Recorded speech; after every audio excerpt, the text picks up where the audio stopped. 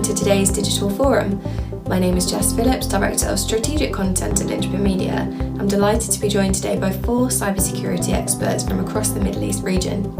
We have Gordon Love, Vice President, EMEA at FireEye, Ray Kafity, Vice President for the Middle East, Africa and Turkey at Attivo, Haroon Malik, Product Marketing Manager, EMEA at SentinelOne, and Gihan Kovacs, Senior Country Manager, UAE and Pakistan at Forcepoint. And Gihan will be joining us via voice call today. We also have Alex Presley, editor of our Intelligence CISO publication, and she'll be joining today's discussion. Today we're going to be taking a look at how COVID-19 has impacted security strategies across the Middle East region, and our industry experts will be offering some key advice to CISOs as they navigate this new normal. How has the COVID-19 pandemic impacted security strategies across this region particularly? And Gordon, if I could come to you first of all for this, please. Sure. Good day, everyone. Pleasure to be here. Thanks for the invite, Jess. So, look, I think we need to separate this into, into 2 areas, maybe, generic and targeted. So, through COVID-19, it obviously has had enormous, impacts on society, the economy, and the effects, obviously, on the cyber threat landscape. Although there have been some challenges, it has remained quite limited, to be honest. So, for most part, the same actors that we've tracked, they are behaving in the same way, the same manner they did before the crisis. There are clearly a few new challenges, but I think we as the vendors, the service providers, along with our customers, continue to fight this, in the same way that we have, and obviously through this unprecedented change. So on the generic side, the use of COVID-19 related lures and themes and the increase in phishing, that is targeted pretty generally, across all industries equally. And the main objective that we've been seeing there is really around disruption and financial impact, and that's specifically through the deployment of ransomware. I think in the Middle East, and more specifically, if we look at some of the more targeted behavior, we continue to notice and track Iran-affiliated groups, and they are clearly the most prolific in terms of activity in this region. With a major objective here of cyber espionage, and typically with a secondary goal of having more destructive attacks, and the deployment of wiper malware as opposed to for anything for financial gain. So, I think that's what we've seen in terms of, activity across the region over the last 3 months, and a significant pickup there. Thank you, Gordon. And Ray, if I could ask you the same question, please. Thank you, Jess. Let me start by saying, give you an idea before and after COVID. Before COVID, roughly 4% of the workforce of any organization were signing in remotely to access their applications, their data, and the resources, the corporate resources at the company's data centers or IT infrastructure. After COVID, and it's kind of overnight, that rate has jumped to 90%. So you can see us, all of us, working from home and trying to do our job, and that actually necessitate us going through VPN tunnels back into the corporate IT infrastructure, and also accessing all of the applications that we need to access to do our job. So a tremendous change in behavior, a tremendous change in the way employees access their data, and lo and behold, the threat actors are not sitting idle. They have seen this situation, and they are exploiting it tremendously. So they are actually trying to use this new attack surface, which is the VPN tunnel from the remote home offices to the corporate data centers, try to infiltrate through that back into the data centers in order to establish a foothold in the organization, and from there on spread around to, to execute their malicious activity that they are intended to do. So the shift, the impact that has affected the security strategy is now CISOs and security professionals have to really worry about how do I protect my VPN tunnel from all of the employees, the 90% of the employees that are remotely logging into the corporate resources. How do I put the tools? How do I put the strategy in order to block any attempt from the threat actors exploiting that medium to come back into my IT infrastructure? Okay, thank you, Ray. And Haroon, what about you? What would be your insight? Yeah, so I think Gordon and Ray have pretty much covered a lot of the areas that I'd like to speak about, and so I'll really summarize a little bit of what they've spoken about. I mean, just like they said, there's two areas to this, right? There's this technical aspect and the way people are working. So, Ray spoke about sort of using VPN tunnels and having a more global, sparsely remote workforce, and I think that in itself presents massive vulnerabilities in the way that people access data, in the way that people send information. And cyber criminals, they're not silly. They know that we're going through this. I always say that just like businesses have to adapt their business models and their blueprints during COVID, cyber criminals are also adapting their business models. They're also adapting their blueprints to make sure that they can attack and they can infiltrate in the best way possible. And that understanding of a remote workforce, maybe using their own laptops, maybe using the devices that might be insecure, it's those sorts of things that allow things like ransomware, malware payloads to get into the network more quicker and more effectively. I think the only thing I would say is around where I think that a lot of CISOs are trying to move during COVID is around cultural resilience. So how do we maintain that behavioral and cultural awareness in more of a remote state? Because when you're in the office, when you have colleagues next to you, when you have IT support just in the next office, if you see something suspicious or something fishy, you can report it quite quickly. But research has shown that when you're more remote, the likelihood of you detecting something that might be a little bit untoward or a little bit not right, you notice those things a little bit later. So a lot of the focus is on how do we maintain that not only technical resilience, but that cultural and behavioral resilience in what is really becoming a more remote landscape. So that's what I'd like to say. Thank you, Haroon. And Gihan, I don't know whether you heard the question. If you'd like me to repeat it, I can. Yeah, I heard everything, and I think the team has pretty much covered most of the points also that I probably would have highlighted. But I'll give how we've seen it. Definitely, it's changed the strategy for customers. We've entered a new paradigm. We've gone working. I mean, especially here in the Middle East, we're very much used to working on an on-premise setup, on-premise environment, and moving completely to cloud in a short space of time has changed the strategy. And more than 77% of organizations do not have a cybersecurity incident response plan. And even those that have had plans, nobody could have really been prepared for such a global shift like what we've had. What we really saw in the first few weeks was a big focus on keeping the businesses up and running and keeping the continuity, and users, the customers suddenly having to accommodate much larger groups of remote users. What we also saw was lots of application testing, customers seeing that firewalls and VPN access was scaled to meet the business needs, and then looking at the collaboration at a much bigger scale, making sure the email was working, the instant messaging, the file sharing. But then after that period, strategy again started to change. Okay, how can we plug in the bottlenecks and the gaps of performance and shift around the data? Because customers are no longer having the on-site support for their users. And as Ray was saying, they're more likely to fall victim to sophisticated attacks.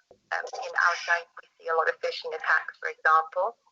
And customers and organizations have had to remind employees of this reality to get them better prepared.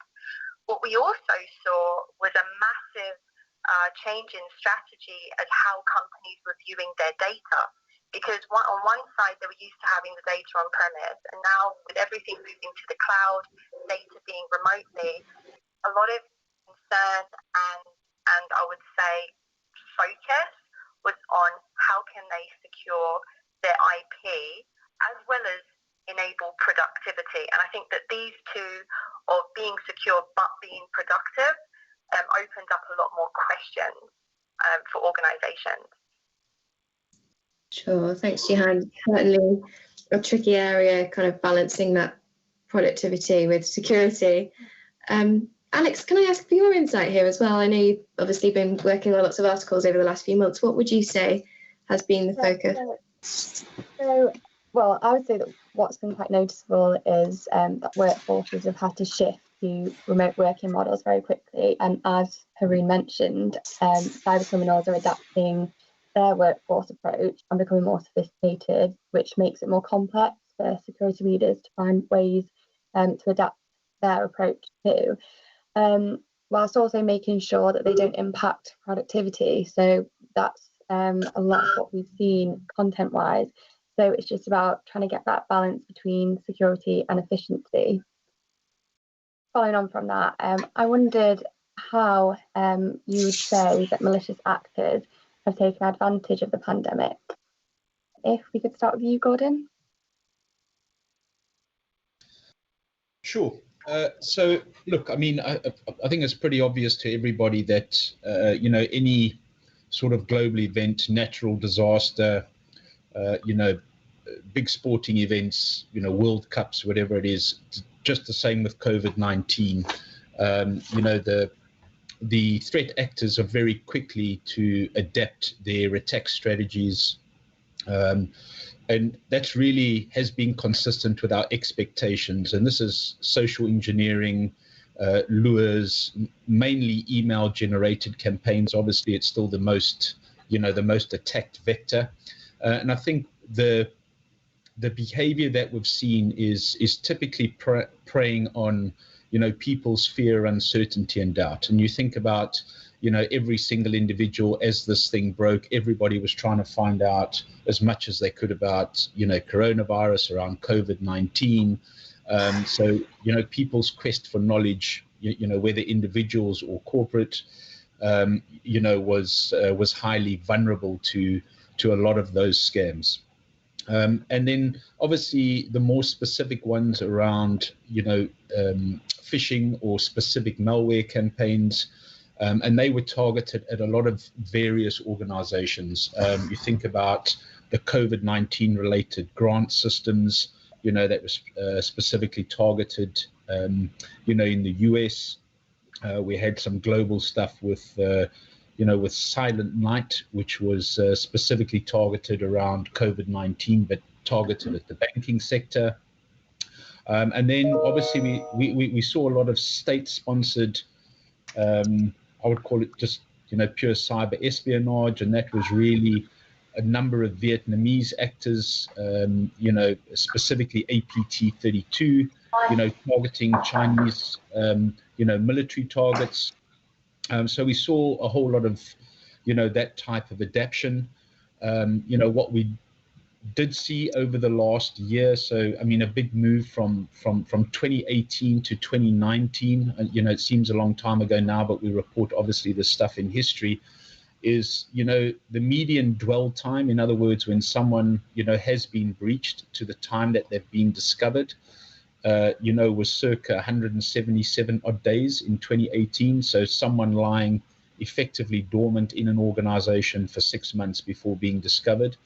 2019, obviously massive investment, increasing visibility, better intelligence, better capability for most organizations, saw that dwell time reduced to 54 days. And what I expect we will see when we get the details of 2020 is that there have been a significant number of successful attacks, organizations with reduced visibility because of, remote work from home, focus on different priorities, focus on business agility versus just pure, cyber defense. I expect that we'll see a number of increases in terms of the extension of that dwell time and a number of incidents being discovered, as we head later in the year and as people start, heading back to the office. And then the last element there in terms of the change in tactic as well has been we've seen a lot more activity in terms of cloud and hybrid attacks, where, in the UAE specifically, data sovereignty, a number of challenges in this region with moving to the cloud. Organizations have become more agile, and outside of, legislation and what is demanded, we've seen a lot of organizations start moving to the cloud to get that defense, and that scale very, very quickly. But we've also seen the attackers now adapt to targeting organizations with hybrid or cloud deployments. Mm-hmm. Great, thank you. And Gihan, how would you say malicious actors have taken advantage of the pandemic? Yeah, absolutely agreeing with everything that Gordon was saying. The threat actors are taking advantage of the current situation, and they want to provoke quick and emotional reactions, and definitely COVID situation is definitely a great example of that. And, what we've seen, according to the World Health Organization, email attacks impersonating organizations have increased twofold early March. And this is just one example. Obviously, there are many examples of cyber attacks posing as a trusted global organization. Within Forcepoint, we have a security labs research team, and so we're looking at the unwanted emails using coronavirus linked keywords. And it was actually a phenomenal increase. In January 2020, it was a very low number. By the end of March, those emails were 500,000 per day.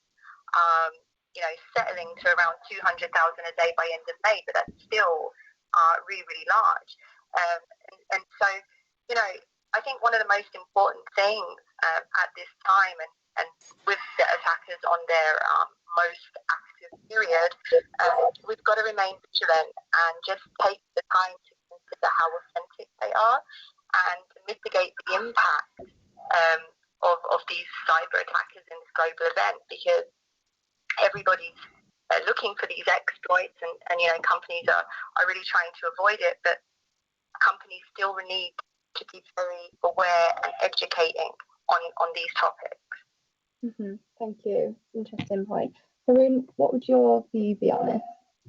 Yeah, no, I'd like to echo some of the points made by my previous two colleagues. So look, Labs has seen a huge rise in malicious websites and ransomware tactics targeting business owners across the Middle East.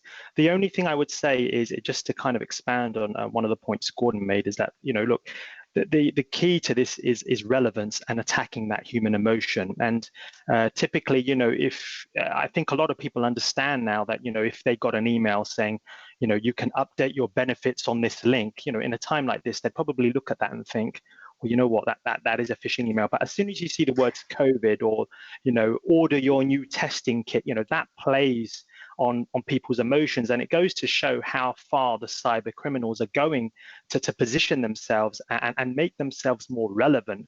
And for us to take that extra step to either click on that link or download that payload. The only thing I would say that we've seen a big increase in the Middle East on is what we call phishing attacks.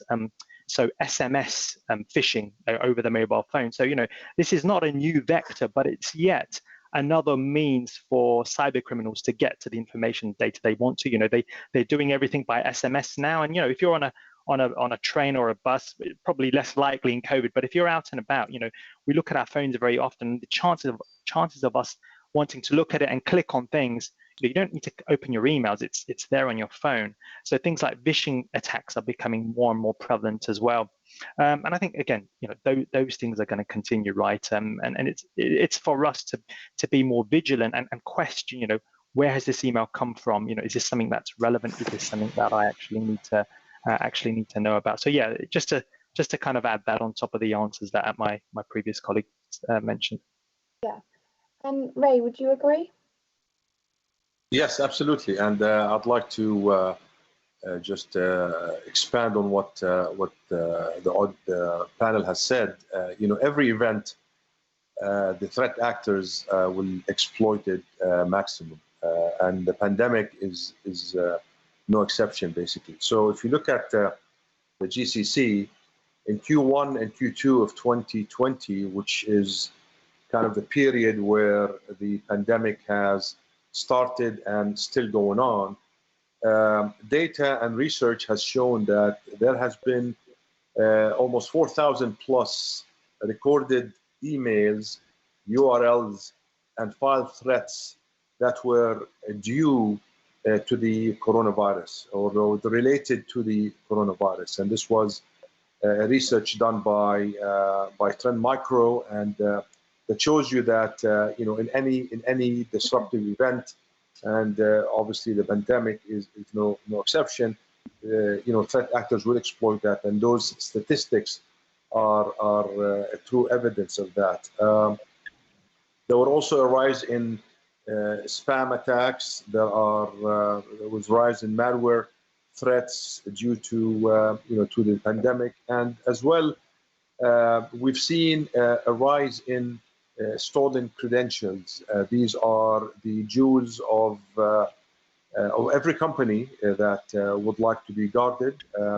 Those credentials are being stolen at a much more accelerated rates during the pandemic to exploit the situation and to exploit the vulnerability that organization has had.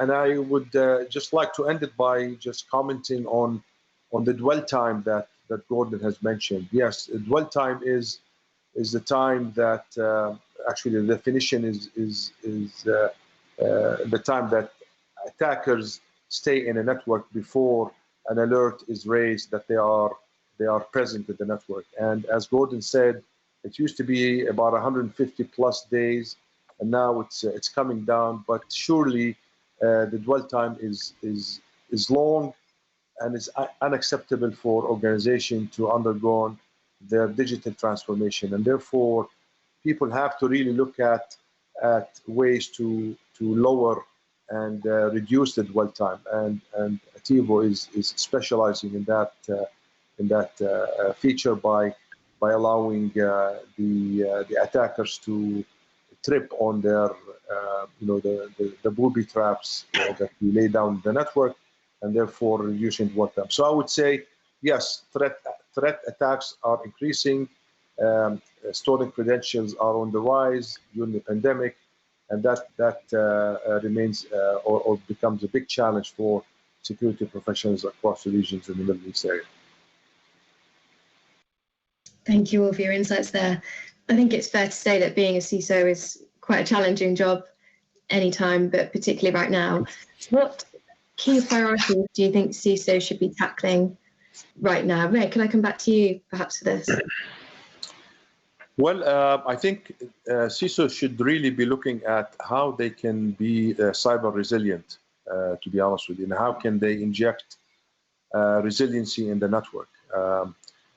Traditionally speaking, CISOs have concentrated their efforts in investing in what we call prevention technologies, prevention tools, prevention features that help in preventing the threat actor from bypassing and establishing a foothold in the network.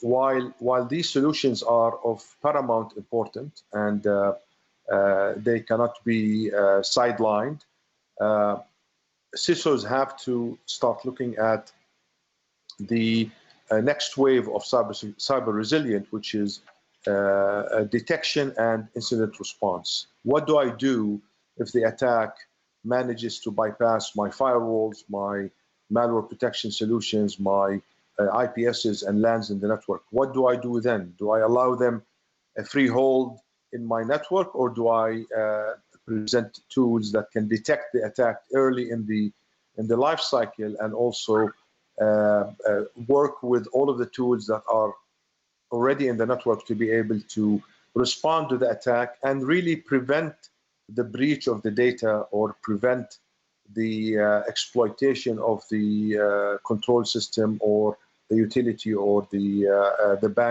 banking system. So therefore, I think detection of the attack and incident response is now gaining much more, in my opinion, much more momentum than prevention, even probably equal footage. But you have to look, CISOs have to look at how do I minimize my risk once the attack is present within my network. And that's really all about cyber resilience, basically. Okay. And Haroon, what about for you? Is cyber resilience, would that be a key priority that you would say CISO should be focusing on, or would you have a slightly different take?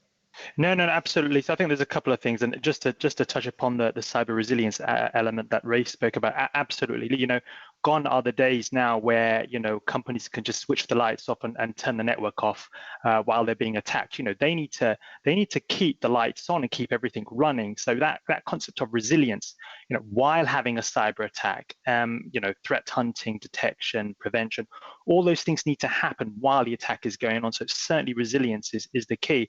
The only couple of things that I'll kind of mention on top of that, and this is after some conversations I've had last week with CISOs, is one of the things they're trying to do is really validate that sort of data protection strategy. What data do we have and where is it? Have we covered everything? Have we actually covered our high value critical assets? Because you'll be surprised how many companies actually buy these technologies, but they don't actually know what they're protecting. And we've seen now that, cyber criminals, they're not just coming into your network and coming out for kicks. They're coming in for the data. They know where their crown jewels are. So the CISO is working with the rest of the organization to almost take this time to validate, look, where's our critical data? Who has access to it? Where's it traveling from? So I think that's the first point. The second point is around, and I think this has been mentioned already, do our incident response processes actually worked? And again, in the Middle East, there are a raft of companies that, their last test might have been last year or could have been about 10 months ago. And since then, they've got new technologies, new people, they've got new outsources. How confident are they in that, in that if they were to have a cyber attack or a big data breach, that their processes would work? So simple things like validating that plan, making sure that all teams are working together, making sure that we've got contacts for crisis, cyber crisis. Those things are being validated right now as well. And I think the last thing I would say is, I mentioned this earlier on, is around the cultural aspect. Again, I can't emphasize that more enough. A lot of CISOs have said that, we can have the best technology in place to protect us, but if our staff can't recognize the difference between a phishing email and a genuine email, the technology is not going to be of much use. So it comes from that behavioral aspect. How are we training our staff to recognize something isn't right? How are we training our staff to report something and create that open, communicative culture in what is quite a remote and siloed workforce? So I think those are the sort of the top 2 or 3 things that I would certainly recommend for CISOs to be doing. Thanks, Haroon. And Gihan, if I could come to you, what would your top 2 or 3 priorities be for CISOs in the region? Yeah, I mean, definitely, I'm agreeing with everything that said. I think a lot of the things are covered, and I think investing wise in technology is also one priority because in the last 7 years, over $1 trillion is spent in security, but still there's a 95% failure rate. So there's lots of money being put into technologies, but what really needs to be looked at is the architecture and implementing modern security architectures that also look at the users and the data who are really targeted, and looking at the question of control and access as well to those cloud-based services. So we've seen many companies going through a huge journey, moving data quickly from the on-premise to the cloud. There's lots of strategy discussions and priorities around controlling access to the new services, and also how they can provide zero trust network access quickly, and find the best way to give legacy applications that might be untrusted access. And what some of the discussions that we've been having with organizations and CISOs is concerns around, for example, devices at home, are they being shared? Are they being used by family members? Are the Wi-Fi networks secure? And again, building their strategies around this. And because, if we look at the numbers, global cyber losses are expected to hit 6 trillion by 2021, and securing their environment from these threat actors, from the bad guys and the bad apples in the barrel, is going to as well rely around the data, because even in a COVID situation, customers and CISOs really need to still consider that even in COVID, compliances like GDPR, PCI compliancy, these are still very much there. And whilst we're enabling our workforce to be productive, we have to remember that there are still fines in place. We do still have to secure that intellectual property that's out there. And I think the question that's coming up, how do I secure my data everywhere? It's everywhere. So what we've seen that as a large a priority that we've seen here in Middle East. Great, thanks, Gihan. And Gordon, can I come to you for the same question, please? Sure. I think CISOs right now need to operate from the basis of being compromised. I don't think CISO's priority right now is, defense, thinking, they are never going to be compromised. We've seen from the number of attacks, the dwell time that we've spoken about. So I think if we're working from that basis, and a lot of the CISOs that we are engaged with are working off that basis, then the key priorities is really for me around visibility and partnership with the board. So with their executive committee, around giving them visibility, and the CISO or security being seen as a business enabler or in partnership, as opposed to a hamstring, basically. The second is really around awareness, and this is continuing to raise awareness with staff, employees,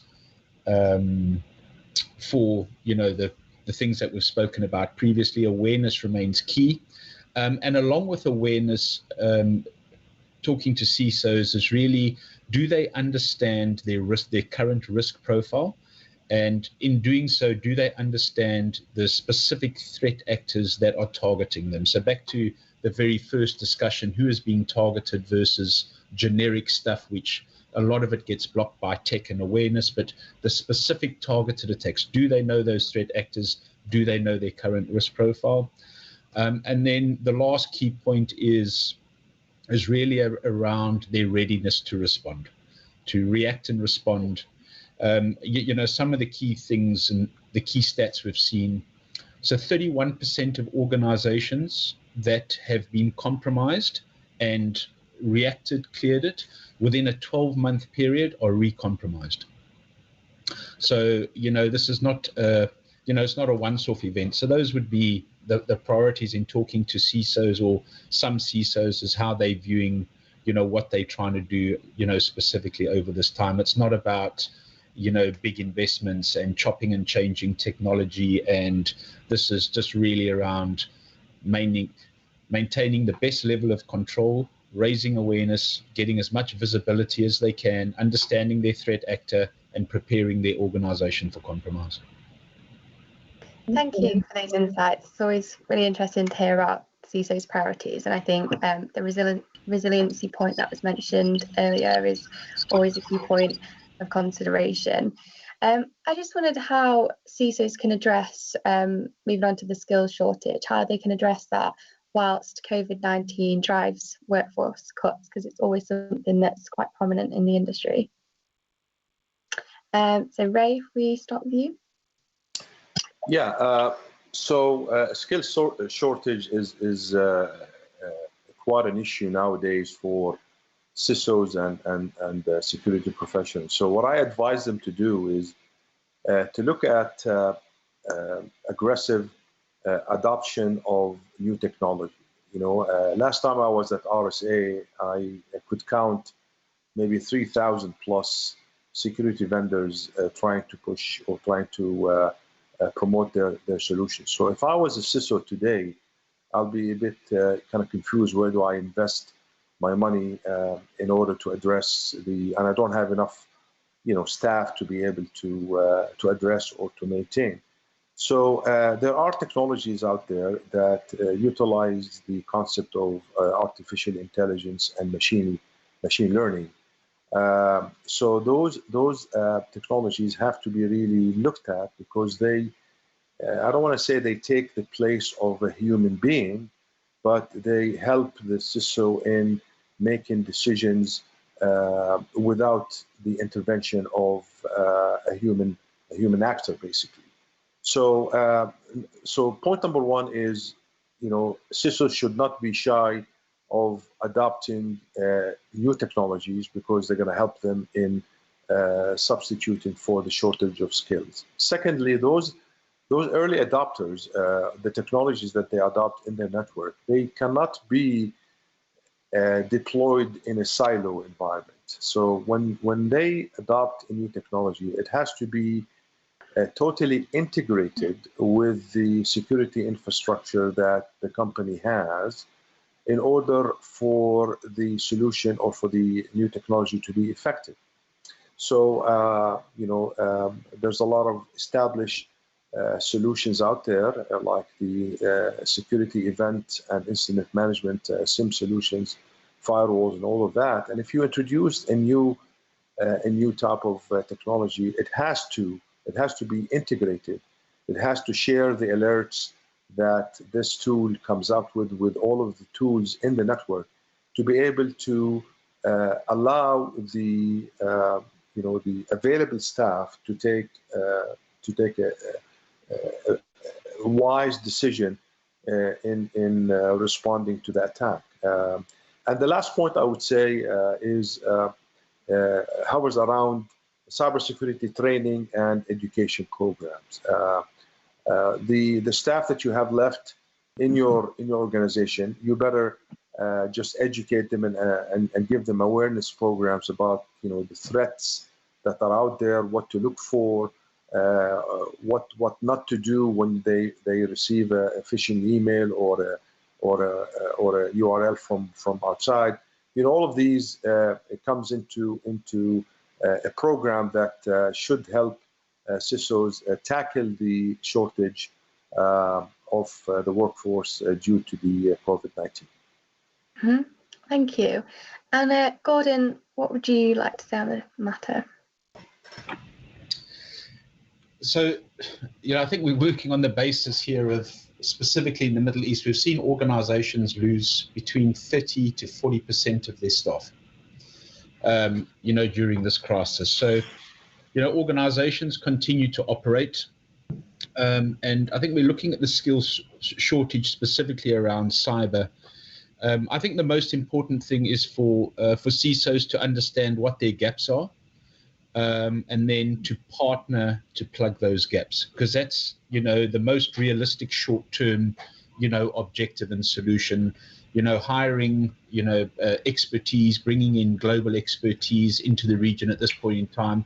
Most of the CISOs and organizations we speak to, they don't have obviously budget. They've probably had cuts in their own team. They've had cuts across the organization. They don't have budget now to go after new projects, new technology. It's really just around, how do they best keep the lights on right now, plug the skills gaps that they do have, clearly differentiate between, operational versus expertise. So you think a lot of organizations running security operations centers, you look at SOC operators versus SOC analysts, so from level 1 to level 3 type resources. And where the biggest gap is really around the expertise, the operations piece of it. And, SIM operators and network administrators are quite honestly, freely available. It's when you get to the level 3, level 4 expertise where customers are really battling to plug those gaps for red teaming, purple teaming, active threat hunting, some of the more advanced capabilities. So, the advice is you can get, access to level 1, 2. When you need access to level 3 and 4 in this time with no budget, with all the challenges going on in organizations, our advice is to look for short-term partnerships. People are looking at managed security service providers. Those once again become quite generic in terms of, highlighting alerts and giving you the same information typically that a SIM would give you, but it's about having the people, once you have actionable intelligence, is having the right level of expertise to do something about it. So that would be my view. Okay, thank you. And Gihan, what are your thoughts on where CISOs can invest in the cyber skills gap? Yeah, I mean, definitely there is a global skills shortage, and I think one of the, I think it has been discussed already that CISOs can't really depend on people alone or point products. Definitely now we need to plug in the gaps that are in those security, and solutions need to be more architected. And in terms of security alerts, I would say the volume of security alerts that organizations are receiving is absolutely huge, and they're not able to have the teams to be able to manage those alerts and those notifications. So we need to have a more risk adaptive approach, a more kind of dynamic approach, which is automative based on multiple factors. It could be human behavior, it could be certain events from multiple technologies, but being more dynamic to react very fast and reduce the dwell time is very important. Traditional security approaches are no longer adequate. We need to look at more of a converged security and integrating behavior-centric approaches and looking between not just at the processes but how people interact with data and which platforms they are using to do that. And this will help eliminate gaps and redundancies of managing point products. The human element is very important because most of the time compromisers do attack the vulnerable humans and they are a target. They are the ones who are specifically targeted for their intellectual property and access. So we should have a better understanding of how these security breaches happen and the behavior behind this. And again, agreeing with our colleagues on the call, training is very important because we can invest millions in security, but one of the biggest part is making sure employees can react quickly, making sure that they are confident to raise alerts, raise flags, if any, and create a more cyber security culture within organizations. And this can help a lot because employees are the key. They can reduce a large number of attacks as well. Okay, thank you. And Haroon, what are your thoughts?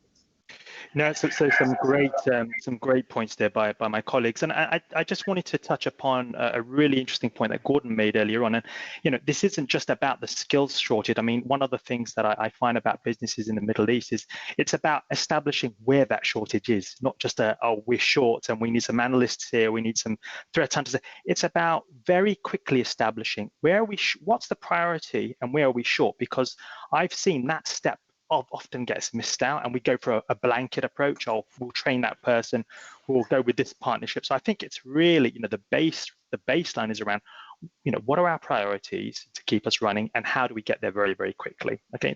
The second thing is, and I think a lot of my colleagues have kind of mentioned this, you can split the priorities in terms of technical and non-technical. On the non-technical side, there are people that I know, and they're looking at, again, how do we train our staff and employees? If you have a level 1 analyst and a level 3 analyst, is there a bit of shadowing that can happen there, so that they can almost spread the load a little bit more and make it a bit more easier within this restrictive environment.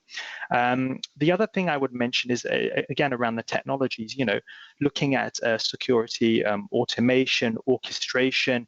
What are the things that we can be doing to help automate those processes and make them quicker and less resource intensive in an environment where we're struggling already with that skill set. So again, using automation, orchestration, security analytics to tell you more about what's happening with the threats and the information, giving you that awareness. So again, I think those are the things that we need to realize that you're not going to solve the cybersecurity problem in a skill shortage overnight. It is around learning, it is around adapting, and it is around evolving at the end of the day. So I think those are the things that I wanted to talk about.